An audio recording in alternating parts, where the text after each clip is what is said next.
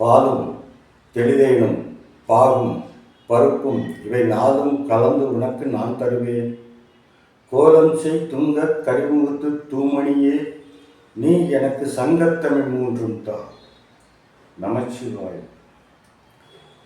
நாம் சிவன் கோயில்களுக்கெல்லாம் போகிறோம். அங்கே சிவபெருமானுக்கு அபிஷேகம் நடக்குது. மனசார சாமி கும்பிட்றோம். அபிஷேகம் முடிஞ்ச உடனே சுவாமியை அலங்காரம் செய்கிறதுக்காக ஒரு திரையை போட்டுடுறாங்க. கொஞ்சம் நேரம் ஆகத்தான் செய்யும். கூட்டம் கூடிக்கிட்டே இருக்குது. அப்போது இன்னும் நிறைய கூட்டம் சேர்ந்துருது. என்ன கொஞ்சம் நேரம் ஆகுது இல்லையா? அப்போ இந்த திரையை விளக்குறாங்க. விளக்குன உடனே அவன் என்ன செய்யணும்? கூட்டத்தில் இருக்கக்கூடிய ஒரு பக்தர் உடனே தென்னாடுடைய சிவனே போற்றி அப்படின்னு சொல்கிறார். உடனே நாம் எல்லாரும் என்ன சொல்கிறோம்? எந்நாட்டவர்க்கும் இறைவா போற்றி அப்படி சொல்கிறோம் இல்லையா? கொஞ்சம் யோசனை பண்ணி பாருங்க. இறைவன் தென்னாட்டுக்கு மட்டும்தான் சொந்தக்காரனா? அந்த பரம்பொருள் இந்த உலகம் பூராத்தையும் படைச்சிருக்கோம். இந்த உலகத்திற்கே இந்த பிரபஞ்சத்துக்கே சொந்தக்காரன் இறைவன் தான். அப்போ எப்படி இறைவனை மாணிக்க வாசகர் தென்னாடுடைய சிவனே போற்றின்னு சொன்னார்? இங்கே கொஞ்சம் யோசனை பண்ணி பார்க்கணும். இந்த தென்னாடு அப்படின்னு சொல்லக்கூடிய இந்த நிலப்பரப்புங்கிறது அன்னைக்கு திரு ஆலவாய் அப்படின்னு அழைக்கப்பட்ட மதுரைக்கு அன்னைக்கு பேர் திரு ஆலவாய். அன்னைக்கு தாமிரபரணிக்கு பேர் பொருணை நதி. இந்த திரு ஆலவாய்க்கும் பொருணை நதிக்கும் இடைப்பட்ட இந்த பகுதி தான் தென்னாடு. அதாவது இன்றைக்கு மதுரைக்கும் திருநெல்வேலிக்கும் இடையில இருக்கக்கூடிய இந்த நிலப்பரப்பு தான் தென்னாடு. இறைவன் இதற்கு எப்படி சொந்தக்காரன் ஆகிறான் அப்படிங்கிறத பார்க்குறோம். இப்போது நான் எந்தெந்த ஊருக்கோ போகிறேன். அங்கே கேட்குறாங்க, ஐயா உங்களுக்கு சொந்த ஊர் எதுன்னு கேட்டால் நான் என்னோடய சொந்த ஊரத்தைன்னு சொல்லுவேன். ஆனால் நான் பல இடத்துக்கு போகிறேன். யாதும் ஊரே யாவரும் கேளுன்றது எனக்கு நல்லாவே தெரியும். இருந்தாலும் உங்கள் ஊர் எதுன்னு கேட்டால் நான் பிறந்த ஊரத்தானே சொல்கிறேன். அதை போல் இறைவன் உலகத்துக்கு பூராத்துக்கும் சொந்தக்காரன், உலகம் முழுமைக்கும் சொந்தக்காரன் இறைவன். இருந்தாலும் அவனுக்கு பூர்வீகம் சொல்கிறது தென்னாடு தான். திருவிளையாடல் புராணத்தில் பரஞ்சோதி முன்னர் சொல்கிறார், இறைவன் சொன்னதாக சொல்கிறார், நான் பூமியில் வரும்போது முதலாக உண்டாக்கிய சிவத்தலம் இந்த தலம்தான். எது? மதுரை திரு ஆலவாய். இதுதான் என்னுடைய முதல் தலம். இதற்கு பிறகே மற்ற சிவத்தலங்களை எல்லாம் நான் உருவாக்கப் போகிறேன் அப்படி சொல்றார். இங்கே இருக்க பொற்றாமரை குளம் தான் நான் செய்து அருளியிருக்கிற முதல் தீர்த்தம். இதற்கு பிறகுதான் மற்ற தீர்த்தங்களை நான் உருவாக்குவேன் அப்படி சொல்றார். அப்போ அதனால மதுரைக்கு இதுதான் முதல் தலம் என்பதனால அதற்கு ஆதி தலம் அப்படி பேர். பொற்றாமரை குளத்துக்கு ஆதி தீர்த்தம்னு பேர். இது ஒரு விஷயம் ஆயிடுச்சு. அடுத்தது, நீங்கள் இப்போது சிதம்பரத்துக்கு போய் இறைவனை தரிசித்தால் முக்தி, காசியிலிருந்து இறந்து போனால் முக்தி, திருவண்ணாமலையில் ஈஸ்வரனை நினச்சி கும்பிட்டா போதும், நினச்சாலே முக்தி. ஆனால் மதுரைக்கு என்ன பெருமை தெரியுமா? என்ன மகத்துவம் தெரியுமா? மதுரை திரு ஆலவாய் அப்படின்னு கேட்டாலே முக்தி. இதில் நம்ம செயல்கள் எதுவுமே கிடையாது. யாராவது நம்ம பக்கத்தில் இருந்து இப்போ நான் பேசுகிறேன் இல்லையா, திரு ஆலவாய் அப்படிங்கிறத நீங்கள் கேட்டீங்கனாலே உங்களுக்கு முக்தி. எவ்வளோ பெரிய பெருமை மதுரைக்கு! அந்த பெருமையை கொடுத்தது இறைவன். அது மட்டும் இல்லைங்க, 64 திருவிளையாடல்களை இறைவன் விளையாடி இருக்கிறான், செய்து அருளி இருக்கிறான் நமக்காக. இந்த 64 திருவிளையாடல்களும் இந்த தென்னாட்டிலேயே நடத்தப்பட்டன. வேற எங்கேயுமே எந்த திருவிளையாடலும் இறைவன் நடத்தலாம். அதை நல்லா புரிஞ்சுக்கணும். அப்போது எவ்வளோ பெரிய பெருமை இந்த தென்னாட்டுக்கு இறைவன் கொடுத்துருக்கிறார். அது ஒரு விஷயம். அடுத்தது, மதுரையை ஆட்சி புரிஞ்சது யாரு? மீனாட்சி அம்மை. மீனாட்சி அம்மை மட்டும் ஆட்சி புரியலை. சொக்கநாத பெருமானும் ஆட்சி புரிஞ்சிருக்கார், முருகக்கடவுளும் ஆட்சி புரிஞ்சிருக்கிறார். சொக்கநாத பெருமானும் மீனாட்சி அம்மையும் இன்றைக்கு வரைக்கும் மாறி மாறி ஆட்சி பண்ணிக்கிட்டு இருக்கக்கூடிய தலம் தான் மதுரை. அப்போ 3 கடவுள்கள் ஆட்சி பண்ணிய ஒரு தலம், ஆட்சி நடத்திய நமக்கு அருள்வாளித்த ஒரு ஸ்தலம் என்று சொன்னால் அது மதுரை திரு ஆலவாய் தான். வேறு எந்த ஊர்லேயும் இறைவன் ஆட்சி புரியலை, மக்களை ஆட்சி புரியலை. இறைவன் அருள் புரிந்திருக்கிறான். ஆனால் இங்கே ஆட்சி புரிந்து ஆர்ப்பரிக்கக்கூடிய ஒரு தலம் மதுரை திரு ஆலவாய். அதே தென்னாடு. அதுக்கப்புறம் நீங்கள் கோயிலுக்கு போகிறோம், திருநீர் கொடுக்குறாங்க. எல்லா திருநீரும் திரு ஆலவாயின் திருநீர் ஆகிவிடுமா என்று சொன்னால் ஞானசம்பந்த பெருமான் சொல்றாரு, இல்லை. நீர் வானவர் மேலது நீர், சுந்தரமாவது நீர், துதிக்கப்படுவது நீர், தந்திரமாவது நீர், சமயத்தில் உள்ளது நீர், செந்துவர் வாய் உமை பங்கன் திரு ஆலவாயின் திருநீரே அப்படின்னு ஞானசம்பந்த பெருமான் திருநீற்று பதிகமே பாடுகிறார் எங்க மதுரையில் வச்சு. அப்போ உங்களுக்கு தெரியும், திருநீர்னு சொன்னாலே அது மதுரை சொக்கநாத பெருமான் கோயிலில் கொடுக்கக்கூடிய திருநீர் தான் திருநீர். அந்த திருநீர் தான் மந்திரம், அந்த திருநீர் தான் நமக்கு மருந்து. இது நான் சொல்லவே இல்லைங்க, ஞானசம்பந்த பெருமான் சொல்றாரு. அவர் சொன்னால் அவருடைய வாக்கு என்னைக்குமே பொய்க்காது. அப்போ அத்தகைய பெருமை சொக்கநாத பெருமான் இருக்கக்கூடிய அந்த மதுரையில் கொடுக்கக்கூடிய திருநீருக்கு. அதை வாங்கி போனோம்னா வாங்கி வீட்டில் வச்சு குழந்தைகளுக்கெல்லாம் ஏதாவது ஒரு பிரச்சனை, ஒரு காய்ச்சல் இந்த மாதிரி வந்தால் அந்த திருநீற்றை பூசி அதுக்கப்புறமா டாக்டர்கிட்ட கூட்டிகிட்டு போங்க.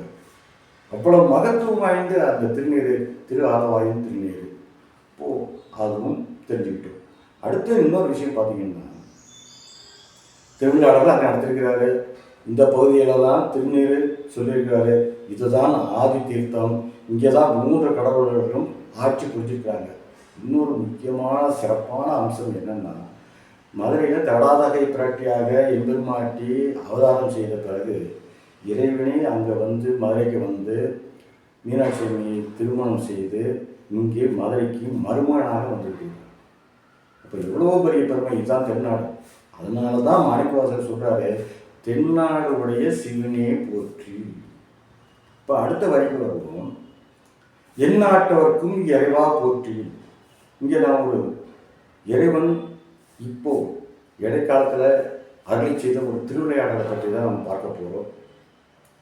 இதை வந்து நான் ஸ்ரீ ராமகிருஷ்ண விஜயம் அப்படிங்கிற ஒரு இதழில் 1981 நினைக்கிறேன், அந்த வருஷத்தில் வந்த ஒரு இதழில் நான் படித்த ஞாபகம் இருக்குது.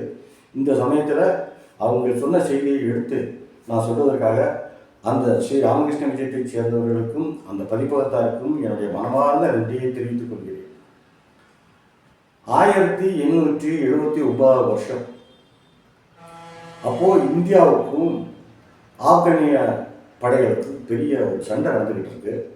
இந்தியா ஆங்கிலேயர்களிடம் அடிமைப்பட்டிருந்த காலம். அப்போ நாமெல்லாம் அடிமைகளாக இருந்தோம்.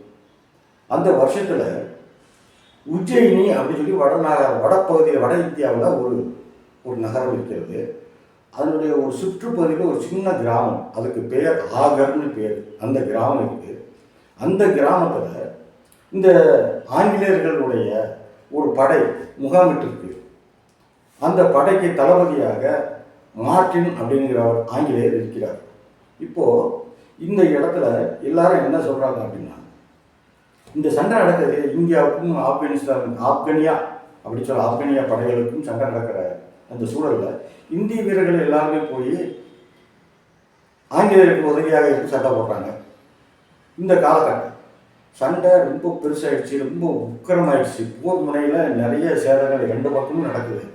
அப்போது இந்த மார்ட்டினுக்கு அழைப்பு வருது, வாங்க நீங்களும் உங்கள் துருப்புகளை எல்லாம் கூட்டிகிட்டு வாங்க, போர் முனைக்கு வாங்க அப்படின்னு சொல்கிறாங்க. இவரும் போர் முனைக்கு போயிடுறாரு.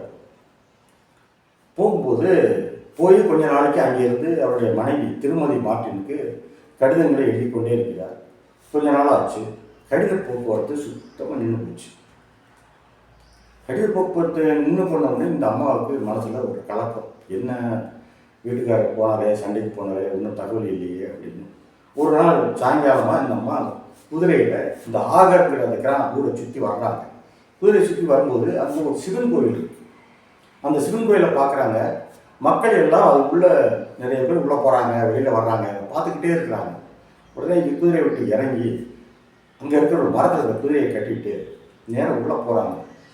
அப்போ அங்கே இருக்கக்கூடிய அந்த பூசாரி அர்ச்சகர் என்ன செய்வாருன்னா, வேகமாக உள்ளே வராது. ஒரு ஆங்கிலேய மாது உள்ளே வர்றாங்க இல்லையா, ஆங்கிலேய பெண்மணி வர்றாங்களே, என்னமா வேணும் உங்களுக்குன்னு கேட்குறாரு. அந்த அம்மா கேட்குறாங்க, அவங்க வாழ்க்கையை சிவன் கோயிலை பார்த்ததே கிடையாது, சிவபெருமானை பற்றி தெரியவும் செய்யாது, நல்லா ஞாபகம் வச்சுக்கோங்க. அந்த அம்மா கேட்குறாங்க, என்னங்க இங்கே நிறைய பேர் வந்து வந்து போகிறாங்களே, என்ன விஷயம்னு கேட்குறாரு. அப்போ அவர் சொல்கிறார், இது சிவன் கோவில்மா, இங்கே இருக்கக்கூடிய பெருமாள் எழுந்தருளிருக்கக்கூடிய இந்த பெருமாளுக்கு பேர் பைஜநாத் சுவாமின்னு கூப்பிடுவோம். இவர்கிட்ட வந்து நீங்கள் வேண்டுதல்களை எல்லாம் சொல்லி உங்களுடைய மனக்குறைகளை எல்லாம் சொல்லி நீங்கள் அழுதுட்டு அவருக்கு பூஜைகள்லாம் செஞ்சுட்டு போனீங்கன்னா உங்களுடைய மனக்குறைகளை எல்லாம் அவர் தீர்த்து வைப்பார். அதனால தான் மக்கள் இங்கே கூட்டமாக வர்றாங்கன்னு சொல்கிறாங்க. அப்போ இந்த அம்மா கேட்குறாங்க, எனக்கு ஒரு மனக்குறை இருக்குது, அதை உங்களுடைய சிவபெருமான் தீர்த்து வைப்பாரா? அர்ச்சகர் சொல்கிறார், கண்டிப்பாக செய்வாருமா. நீங்கள் வீட்டுக்கு போனீங்கன்னா எப்போவும் நீங்கள் நமச்சிவாயம் நமச்சிவாயம் நமச்சிவாயம் சொல்லிக்கிட்டே இருங்க. அது மட்டும் இல்லை, நம்முடைய எம்பெருமானுக்கு நீங்கள் ருத்ராபிஷேகம் செய்ய, நீங்கள் நினச்சது நடக்கும், உங்களுடைய மனக்கலக்கம் நீங்கும் அப்படின்னு சொல்கிறார். இந்த அம்மாவும் உடனே சரி அப்படின்னு சொல்லிட்டு 11 நாட்கள் நல்ல சிவ உத்தமர்களை கொண்டு அந்த ருத்ராபிஷேகம் செய்கிறாங்க. 11ஆவது நாள், இந்த 11 நாள் நம்ம பயபக்தியாக போய் காலையில் எழுந்திரிச்சு குளிச்சுட்டு போய் பூஜையில் கலந்துக்கிட்டு வர்றாங்க. 11ஆவது நாள் வருது, சாமியை கும்பிட்றாங்க, திருப்தியாக மனசார உளமாற கும்பிட்டு அன்னதானம்லாம் போட்டுட்டு வீட்டுக்கு வர்றாங்க. வீட்டுக்கு வந்தால் அந்த அதிசயம் நடக்குது. என்ன, வீட்டில் இருக்கக்கூடிய வேலைக்கார சொல்கிறார், அம்மா உங்களுக்கு ஒரு போர் முறை வந்து ஒரு கடிதம் வந்துருக்கு, இருந்தாங்கன்னு சொல்கிறார். இந்த அம்மாவுக்கு அந்த கடிதத்தை பார்த்த உடனே கண்ணில் தண்ணி. அப்பா சிவபெருமானே, நீ இத்தனை கருணை உள்ளம் படைத்தவனா, என்னுடைய கணவரை நீ இன்னும் உயிரோடு விட்டு வைத்திருக்கிறாயே, நன்றி அப்பா, நன்றி உனக்கு அப்படின்னு சொல்லி இந்த கடிதத்தை உடைச்சி பிரித்து பார்க்குறாங்க. அதில் அவர் வீட்டுக்காரர் எழுதியிருக்கார், திரு மார்ட்டின் எழுதியிருக்கார், நான் இங்கே நலமாக இருக்கிறேன், நான் சீக்கிரமாக வந்துடுவேன். இங்கே ஒரு 11 நாள் என்ன நடந்ததுன்னு தெரியுமா? எதிரிகளை எல்லாம் எங்களை சுற்றி வளைச்சிட்டாங்க. நாங்கள் இப்படிப்பட்டுருவோம் அப்படின்னு நினச்சேன். குறிப்பாக என்னை பிடிச்சு அவங்க கொன்றுவாங்கன்னு தான் நினச்சேன். அப்போது ஒரு பெரியவர் வந்தார். அந்த பெரியவர் ஆஜான பாகுவாக இருந்தார். அவருடைய தாடி மீசையெல்லாம் வச்சுருந்தார், ஜடமுடி வச்சுருந்தார், கையில் திரிசூலம் வச்சுருந்தார்.